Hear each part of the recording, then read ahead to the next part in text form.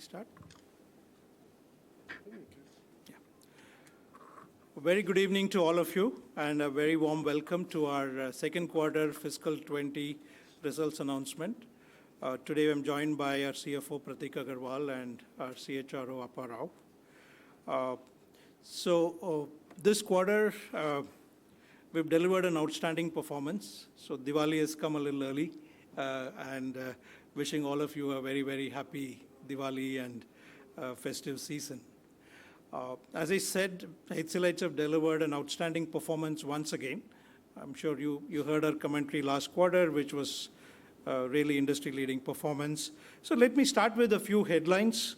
Our revenue growth came in at 20.5% year-on-year on a constant currency basis. And we delivered an EBIT of 20%, which is significantly higher than the last quarter. And our growth continues to be industry-leading. Both organic growth as well as the total growth, both are significantly on the top end from an industry perspective. Our bookings also were strong. We signed about 15 transformational deals in the last quarter, led by our engineering and R&D services and our IT and business services. And these deals were signed across several verticals, like financial services, life sciences and healthcare, manufacturing, retail and CPG were the four top verticals where we had significant wins. Our 100 million plus clients has increased from 9 to 13, which is a very good uptick in our top end of our customers. It's very reflective of the strength of our portfolio and our client mining and customer relationship. Before I go into some more details around the segments, verticals, and geographies, what we are most excited about our performance last quarter is we launched our Hcl Software Business unit, and we've had a first quarter of operations. It's truly been monumental, right? We started off this business, as we said, the business itself gives us access to close to 20,000 customers across the globe, across every part of the globe. And we onboarded close to 9,000 clients into our systems last quarter. We onboarded 1,300 business partners in all geographies across the world. And the whole product business has kind of kicked off. And in the very first quarter, we delivered close to $100 million revenues in our product business. So this is a phenomenal performance. We've started off on a very strong foundation, and this will only continue to grow in the subsequent quarters. We're also looking at an accelerated roadmap with rich features in all the products that we are modernizing, and we will continue to unveil a number of releases in the coming quarters. Coming to the segments, verticals, and geographies, let me first start with segments. Our engineering and R&D services grew at a steady pace, posted a revenue expansion of 15% year-on-year on constant currency. There are a couple of big deals in this segment, one from a big semiconductor manufacturer for designing chips. And the second one is a digital transformation engineering engagement for financial services company in the US. Our IT and business services, which includes our infrastructure, the application, which includes a lot of our digital portfolio, and business services, delivered a very strong 17.4% year-on-year growth and about a 1% sequentially on constant currency. A lot of this growth is led by our next-gen offerings, which is largely our Mode 2 services. We brought home many deals in the IT and business services. Some notable ones are a Canadian bank where we took over all the digital operations, their analytics and API and microservices work across their entire landscape. We won a very large deal with the British multinational oil and gas major for digital workplace and a couple of other added services. We won a deal in a high-tech company to deliver managed security services and to deliver services from the state-of-the-art cybersecurity fusion center that we have here. And of course, as I said, a production platform also delivered a very good quarter. In terms of verticals, of the 7 vertical groups that we have, 4 of them delivered double-digit growth. and the remaining 3 delivered a high single-digit growth on a year-on-year basis. The momentum was led by tech vertical, which grew 41.5% year-on-year. Telecom and media, manufacturing and life sciences and healthcare all grew very handsomely from a year-on-year perspective. Financial services also did well with a very strong quarter-on-quarter growth last quarter. In terms of geographies, both US and Europe delivered excellent double-digit growths. US led it by 22.6% YOY and Europe about 20% YOY in constant currency. In Europe, Nordics led our growth, while in US, some large integrated deals as well as multi-year renewals, which came with a lot more upselling and cross-selling of additional services, that gave the geography a big boost. In terms of our Mode 1 to 3 performance, our Mode 2 and Mode 3 portfolio now stands at 33% of our total revenues. 3 years back, we said it's our ambition to get our Mode 2 and Mode 3 to about 35%, and we are very close to being there. And in Mode 2, we grew about 37.4% quarter on quarter. A number of deals, large multi-year engagements, scale digital engagements, including a deal with greater than $50 million TCV. We inked a number of deals. One notable one is with a US-based energy and utilities company, where we inked a $50 million plus engagement from our digital practice. Mode 3 business I talked about, we added close to 100 million plus, which is a 46% year-on-year growth. And of course, a lot of it has come from the consummation of the IBM deal. So overall, we continue to remain very positive about the outlook. We've delivered a fantastic H1. We have a strong pipeline as we get into H2. We've had a good booking this quarter. So we are increasing our revenue guidance to 15 to 17% from the earlier 14 to 16% range, primarily stemming from the optimism that we have in our overall resilience of the business model. And of course, our margin guidance remains the same, 18.5 to 19.5%. With that, I will hand over to Pratik for some more interesting comments. Thank you, CVK. So it's Diwali time. I'm going to take a few liberties, right? What's the sport that interests you most? What's the sport you love? Anybody? Sporting time, right? Cricket, sir. Cricket. Cricket. The most expected answer. And which mode of cricket? There's the test match, the one day, 2020. 2020, sir. 2020, right. Yeah. So why did I ask that question? Because, hey, lo and behold, we have a 2020 quarter. Yes, 20% growth and 20% EBIT. Not only that, the story doesn't end there. We hit a 4, chokka, in the last quarter. We had a 4% quarter-on-quarter sequential growth. And guess what? We hit a 6er this time. 6% quarter-on-quarter this quarter. So it's been a fantastic quarter. It's Diwali time. Our board has also given out a special gift for our shareholders. And that's a 1:1 bonus issue, which again stems from the great performance we've had in the first half of the year, our expected performance in the balance half, leading to the increase in the revenue top-line guidance, and the continued confidence on the EBIT, the net income, and free cash flows. And that's what the 1:1 bonus issue signifies. Just on some other numbers, I already talked about EBIT, 20%. EBITDA is at a very high 23.4%.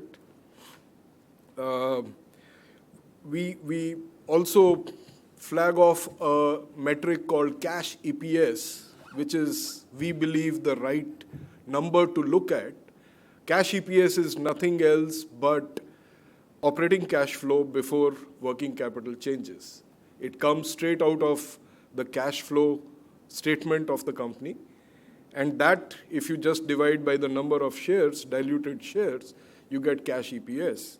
And that cash EPS is up 19% quarter on quarter and 17% year on year, and is at a very healthy level of 88 rupees per share plus. And in the income statement, you would have seen we have started showing our R&D expenses separately, like a product company typically does.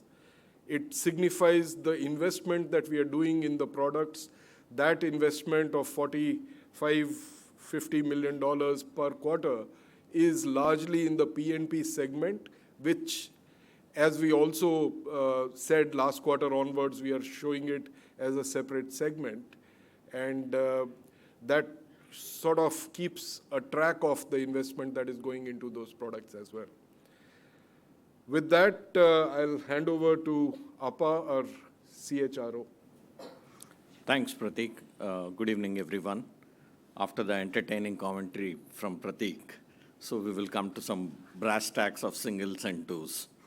From a HR perspective, I think it's a very good quarter. We added around 3,200 people this quarter, the net addition, and there's a huge amount of training we have conducted. Sequentially, if you look at, we have almost 10% more training hours we have logged in. That has helped us in terms of doing the internal fulfillment, which has hit an all-time high. So we are able to now, through training, fund for new engagements that are coming in. So that's a good, and our attrition has dropped by around 40 basis points. We were at 17.3 last quarter, now we are at 16.9. So last 3-4 quarters, we have been constantly declining in our attrition. And we see as we go forward also, it looks that it will be better as we go forward. We have given good wage hikes. At offshore, we have given 6 to 7% wage hikes. At onsite, we have given 2 to 3.5%. This is much better than what we have done in the previous years. So that's also a good, and our US localization is always at a robust percentage, and it continues to be. We are at 66.2% in terms of localization. And our diversity has dramatically gone up. We have seen almost a 1.89% improvement in diversity. So currently we stand at 26.74% in diversity. So our efforts are very much on, and this is across all the bands, not just at the bottom of the pyramid, but the leadership levels also has dramatically gone up. In the last 1 year, our leadership levels, in diversity leadership levels have doubled. So that's a very healthy growth, what we have seen. So these are the basic matrices which help us to keep the organization healthy.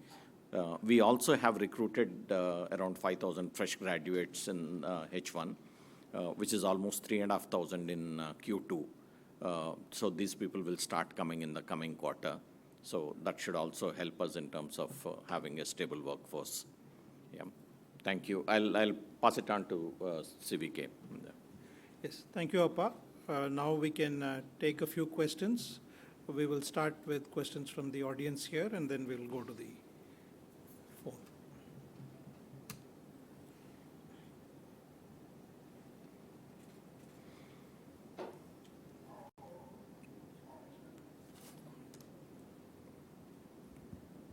They have all the answers? Yep.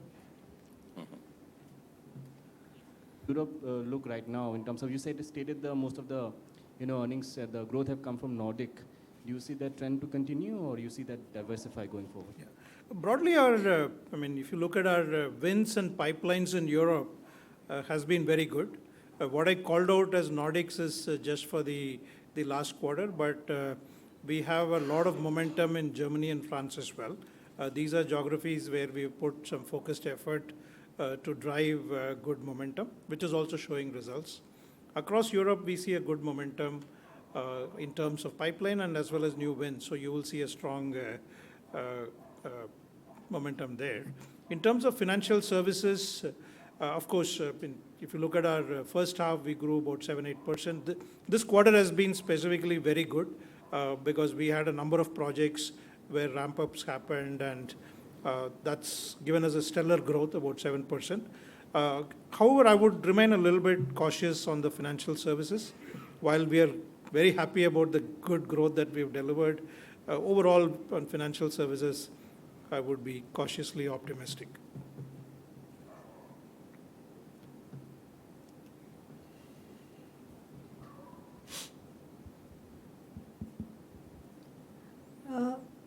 If I look at the chart of segments that you have given, the IT and business services are only 0.9% for quarter on quarter.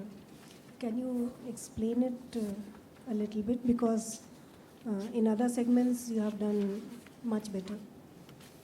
Yeah, just give me a minute. Page number 6. Yeah. So IT and business services is not 0.1%, it's 1%. It's 0.9%. So if you look at year on year, it is 17.4. So I think we've had a very strong last 2-3 quarters in IT and business services. And after that, it is a little soft at 1, but I think the most important metric is 17% year on year growth. And we will see good year on year growths. I don't want to get fixated on a quarter on quarter number.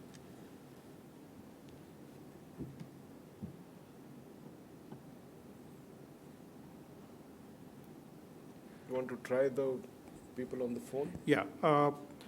Operator, I can take questions from the participants on the call. Sure, thank you very much, sir. Participants on the audio bridge, you're requested to please press star and one to ask a question. The first question is from the line of Vivekanand from Hindu Business Line. Please go ahead.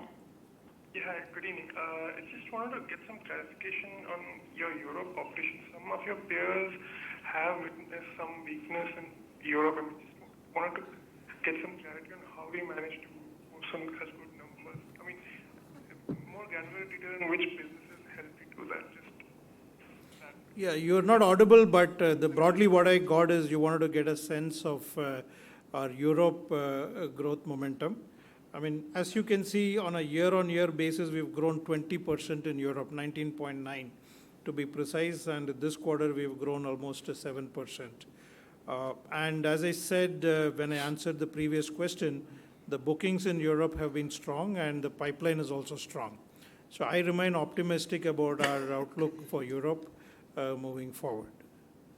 And I think to some extent this is contributed by a very resilient portfolio with the significant annuity revenues coming from multi-year deals. Vivekanand?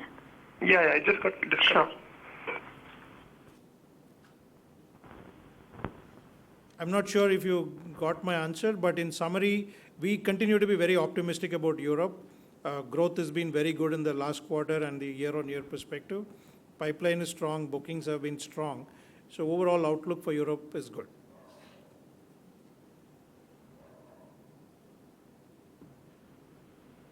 Yeah, thanks. Thank you. Thank you. The next question is from the line of Parth Sriram from Mint. Please go ahead. Hi, good evening. I have a couple of questions. One, will the upgrade in YOY constant currency revenue growth, will we see simultaneous upgrade in organic growth as well for the full year? You have guided for 8 to 10%. Yes. See, the 15 to 17% total growth factors in a 10 to 11% organic growth. So we are increasing our guidance on the organic growth as well, based on the pipeline and the confidence that we have for the coming, for the second half of the year.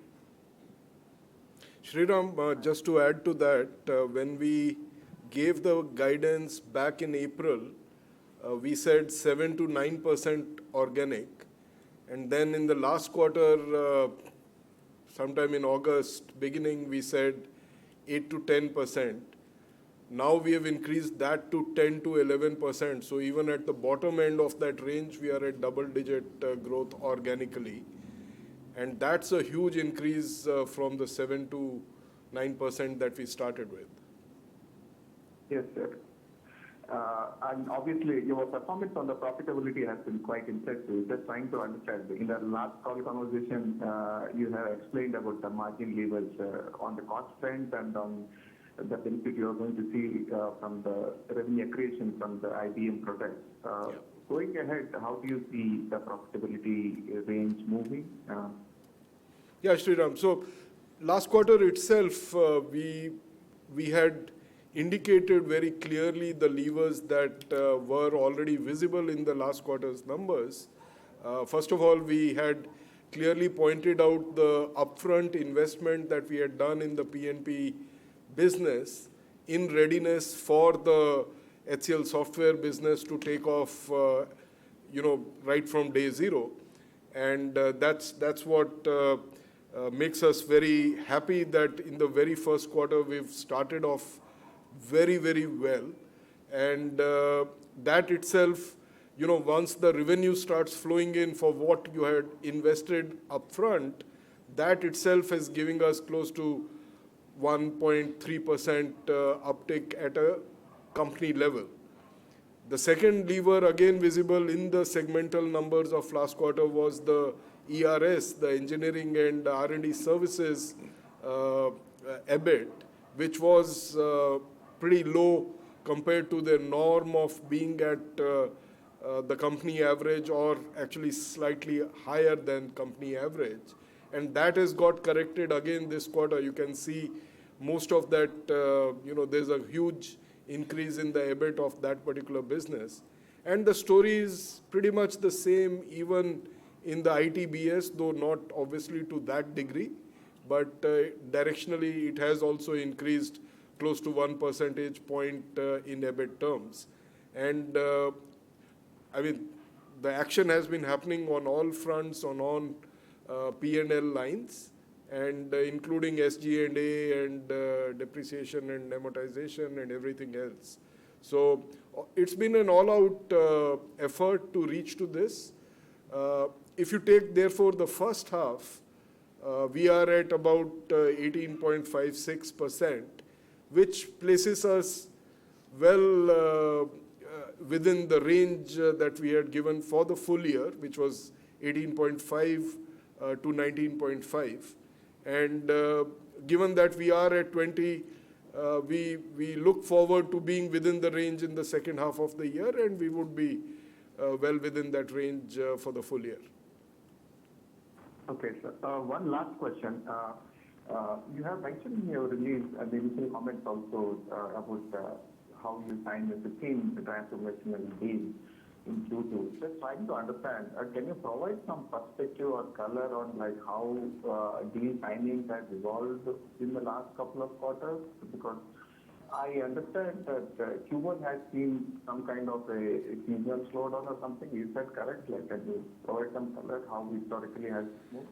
Yeah, Sriram, if you look at the last 6 quarters, almost 3 times we called out reaching the peak in booking.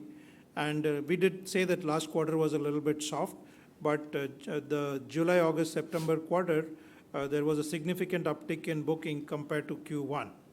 So overall, I would be very positive on our booking momentum. And while we don't give out exact TCV numbers for deal wins, etc., please understand that, increasing the guidance in the middle of the year is actually signaling something, which is not only the first quarter, which is already under the belt, but also the bookings that have happened in the first quarter and the pipeline at the end of this quarter. Yes, sir. Yes, sir. Thank you, sir. Thank you very much for the time. Thank you. Thank you. Thank you.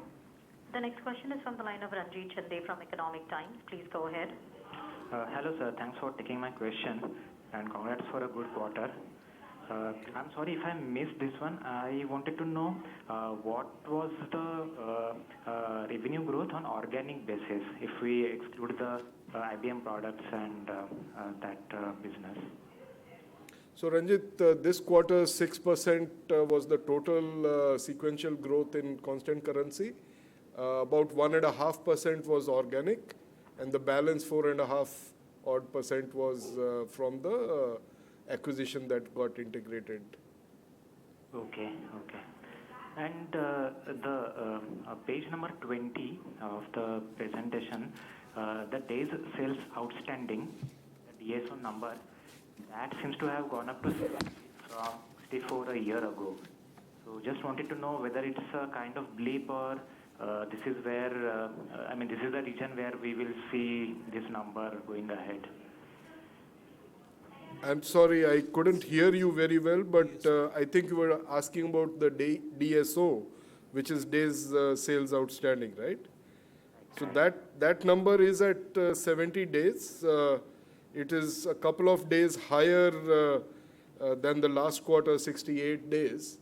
And that is kind of reflective of what it is going to be like going forward as well. There is a general tendency of credit terms being requested to be increased by a few of our customers, some of our customers. So that's the reason why it's ticked up a little bit. That's probably going to be the similar number going forward as well. Okay. And are these larger customers or any particular vertical or something? No, I don't think it's really a few customers, so I can't paint a vertical or a segment of the customer base with that brush. Okay. And the $100 million customers, 13, so how much was the organic growth? Organic number of customers? I would not be able to give you that number. We don't break it out that way, but a close approximation you can see is in the top 10 clients. So you're talking about 13. The nearest number is, you can see top 5, top 10, top 20 clients. And those numbers are growing healthily, both on a quarter-on-quarter as well as year-on-year basis. Okay. Thank you. Thank you, Ranjit. Thank you. Participants on the audio bridge, to ask a question, may please press star and 1.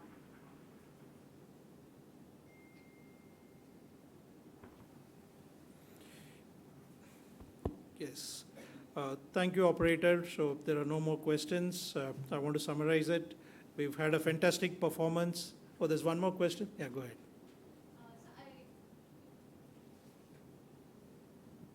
Sorry if I missed this, but just want to understand that the increase in revenue guidance that you have given, is it based on the organic revenue growth that you're expecting for the rest of the year, or is it based? Absolutely, because we started the year with the 14 to 16 total growth when we said 7 to 9% was the organic growth.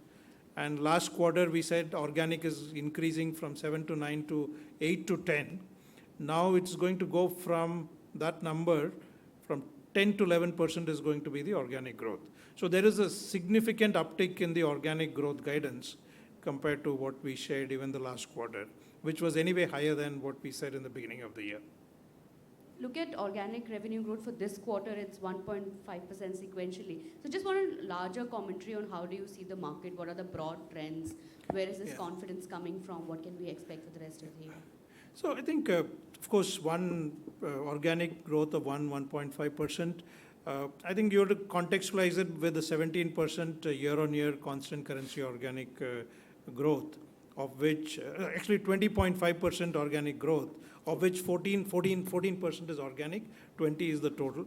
I'm a little bit, a lot of numbers around 20, so I'm a little bit getting mixed up. So 20.5 year-on-year and 14% organic is the number. And our broad commentary is, I think we are on a good winning momentum in the market. I would say our front-end organization from selling, solutioning, and looking at the customer requirements more holistically, we are in top gear. Right? Our portfolio has become much richer. Our access to client base has significantly increased. Our geographic presence also has kind of increased quite a bit. All of that is helping fuel momentum. I would be quite broad-based in why I believe we will have a better growth. In terms of the market, geography, etc., how is it performing? I guess Europe has done very well. Europe has done well. US also, from a year-on-year perspective, it's been a great growth story. And the rest of the world also had a good growth, close to 7-8% quarter-on-quarter growth. And HCLites aspire to hit the 10 billion mark. Yep, absolutely. Yeah. Any more questions? No. Okay, thank you very much, and wishing all of you a very happy Diwali and happy festive season ahead. Thank you. Thank you.